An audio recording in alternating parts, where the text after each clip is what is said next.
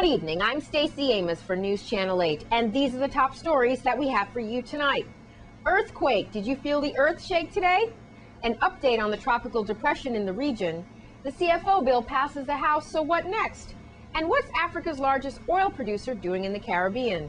We'll tell you more. Those stories are up next on News Channel 8.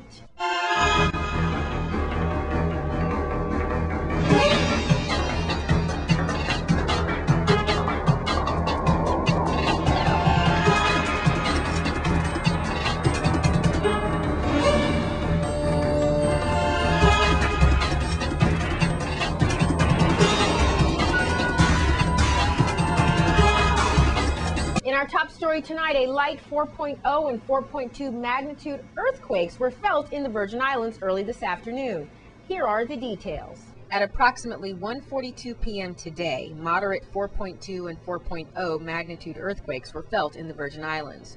The U.S. Geological Survey recorded the earthquake's epicenter at latitude 18.6 and longitude 64.5, and at 38 kilometers or 23.61 miles in depth. The earthquake occurred 30.14 miles from St. Thomas, 59.43 from St. Croix, 20.98 miles from St. John, and 32.51 miles from Water Island.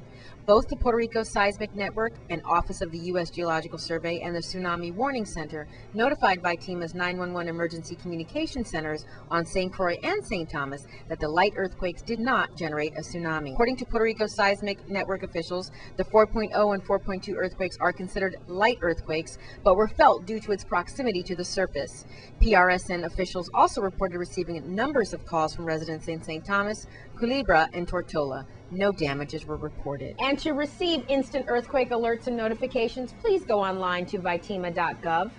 In other news, the NOAA's Luis Rosa gives us the latest on tropical depression Ernesto that's affecting our region. 2 p.m., the tropical depression 5 was located at 13.1 degrees north, 55.3 west. This is about 385 miles to the east of the Windward Islands. The present movement is still to the west, fairly good pace, 20 miles per hour. It carries maximum sustained winds of 35 miles per hour. On the projected track, the storm will be reaching the Windward Islands early Friday and move very quickly across the Caribbean Sea Friday night. For the Virgin Islands, basically, powers will start increasing late tomorrow night and pick up in intensity early on Saturday. The main impacts from the Depression 5 is going to be rough seas across the Caribbean coastal waters, 6 to 8 feet, and small craft advisory conditions, wind gusts possibly 35, 40 knots with showers and squalls. Some rain is possible mainly over St. Croix, but right now the impacts of heavy rainfall does not look like anything significant. We'll keep you abreast of the latest updates right here on News Channel 8. Now, the C.F.O. legislation passed the U.S. House of Representatives last night on a voice vote. Here's Congresswoman Donna Christensen's reaction to the vote. Well, I'm pleased that once again, this is the first time in 9 years that the House has supported me pretty much unanimously. It was done by a voice vote on a chief financial officer bill. This one, of course, is not as robust as the previous three. It's a much leaner bill. And for that reason, I'm hoping that we'll find more support in the Senate. It's not possible anymore to secretly hold a bill. In addition to that, as I said, it's a much leaner bill, less interference in the operations of the executive branch, even though the governor still opposes it. And there's just a general climate up here where everyone wants to be more fiscally responsible, accountable, and transparent, and looking for that over in general, I think sets up a climate where perhaps we would do better in the Senate and with this bill. We've begun talking to senators, and I'm cautiously, but extremely cautiously optimistic that we'll get it through the Senate. So we'll just keep working at it. And I know that there are those who oppose it, but overwhelmingly, the response that I get, and whether it's in the supermarket, in the ballpark, wherever, is generally favorable, and so I feel that I'm responding to the wishes of my constituents. We'd like to thank Congresswoman Christensen for her time today. Now here's an up-close and personal look at our very own Economic Development Association, or the E.D.A. Part of what we wanted to do with our TV show is to tell the marketplace, the Virgin Islands marketplace, what we're doing at E.D.A. And I'm excited about the second half of the show, Anthony, because we're going to be focusing on the people who really get it done, our employees at E.D.A. The frontliners, the one who takes the blows, and they give some too, but you know, they're committed to being economic developers. That's what we are. We are economic developers, and this is an opportunity for our staff to get together, for us to think about what E.D.A. should be doing to get us to the next level. It is so important to the development of the economy because, as I say, we are the economic developers.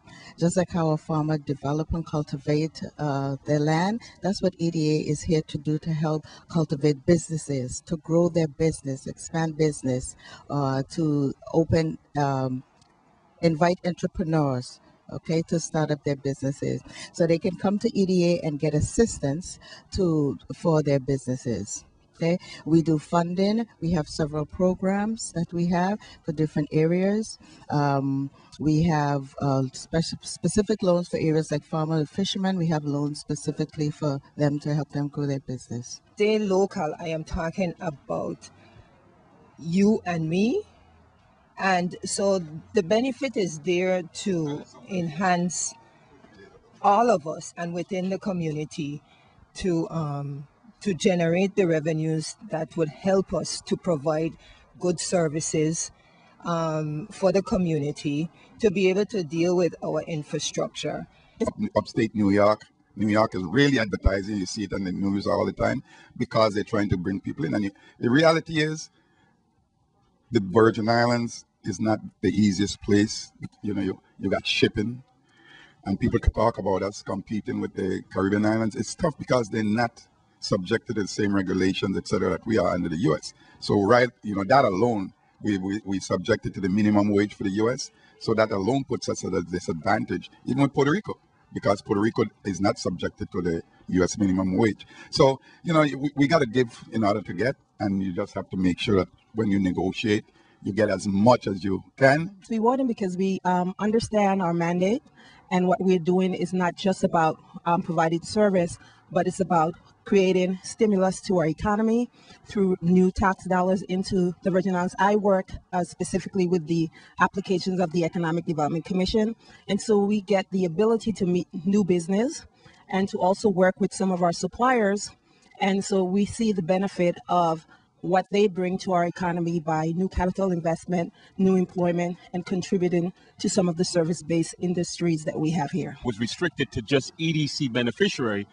but now with the new federal laws, it's now open to the general public. So if you are in business or looking to go into business or trying to figure out if you can go into business where you want to go, this is certainly a viable option. Okay, coming up the Melvin Evans Highway, you make a right on the stoplight, and you come into the industrial park. We're right across the Air National Guard. We have 3 employees, and they maintain the place on a regular basis. Okay, we are ready to do business. We opened to do business, and we will work with any business who wants to come to the park. We'll work with them, and we will make it happen. Okay, so look at the park on a very serious note, because we have lots of space available. Coming up, Africa's largest oil producer is showcasing their commitment to one Caribbean nation in the energy arena. We'll tell you who in our Caribbean Report. This is News Channel 8. This is News Channel 8. Now here's your Caribbean Report.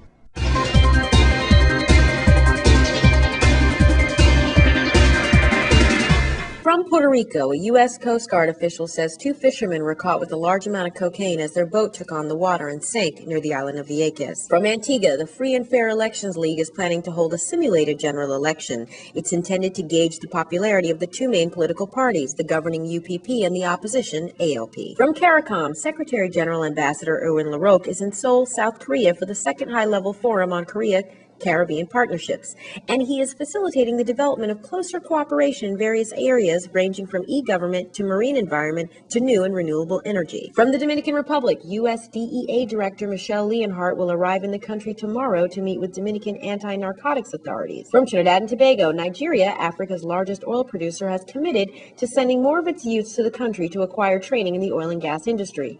Additionally, Prime Minister Kamala Persad-Bissessar says Trinidad and Tobago and Nigeria will collaborate in energy and energy-related projects. From St. Kitts and Nevis, the Supervisor of Elections, Leroy Benjamin, and the Registration Officer on Nevis, Bernadette Lawrence, have been ordered by a court of law to produce decisions in objection hearings for the St. John's area within 7 days. From St. Lucia, St. Lucians have been granted a special Emancipation Day gift with the implementation of the long-awaited labor code governing the operation of labor laws on the island. From Antigua, there is a promise of yet another housing project on island as a construction and real estate company, Geotech, partnered with state-owned Social Security to build homes for low-income earners. From Guyana, freight firm La Parkin recently unveiled its new warehouse and corporate offices in Miami, Florida to a high-level audience that included Prime Minister Samuel Hines. From Nevis, according to a source from the New Jersey Turf and Jockey Club, the much-anticipated Culturama races slated for Sunday, August 5th are expected to produce quite a number of thrillers. From Jamaica, the founder and president of the ICS, Dr. Claire A. Nelson, will be honored as a champion of change by the White House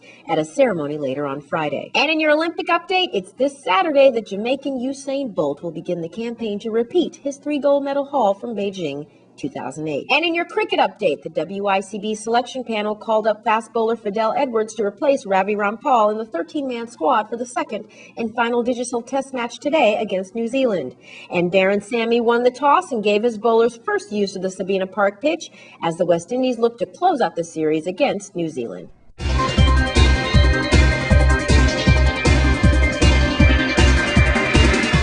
Please be sure to check our Facebook page for all full details and stories in the Caribbean Report.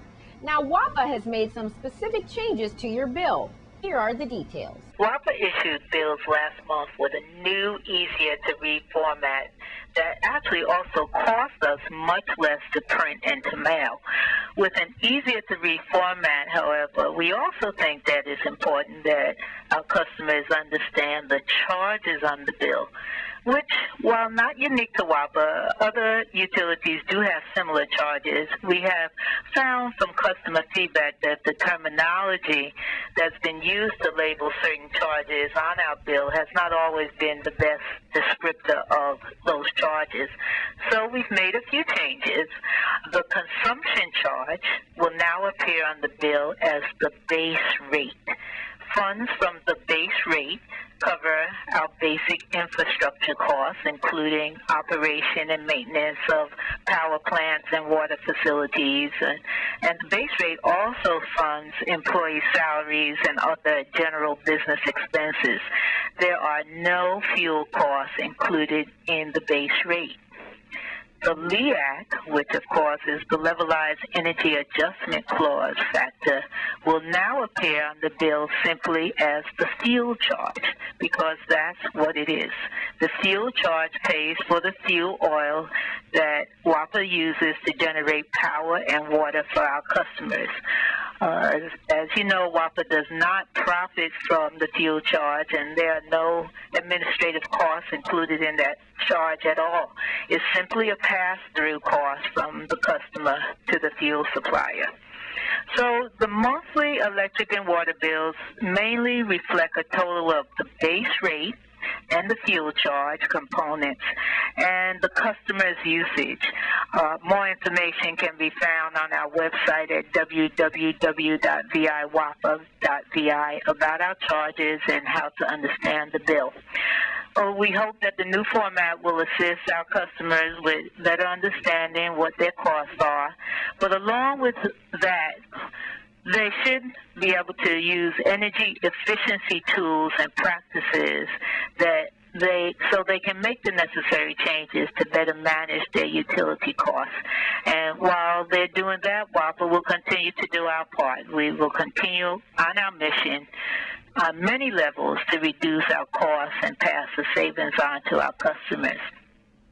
By the way, while envelopes were not included in most bills sent last month in July, this month's bill has a envelope included, and our envelope will be included in all bills going forward.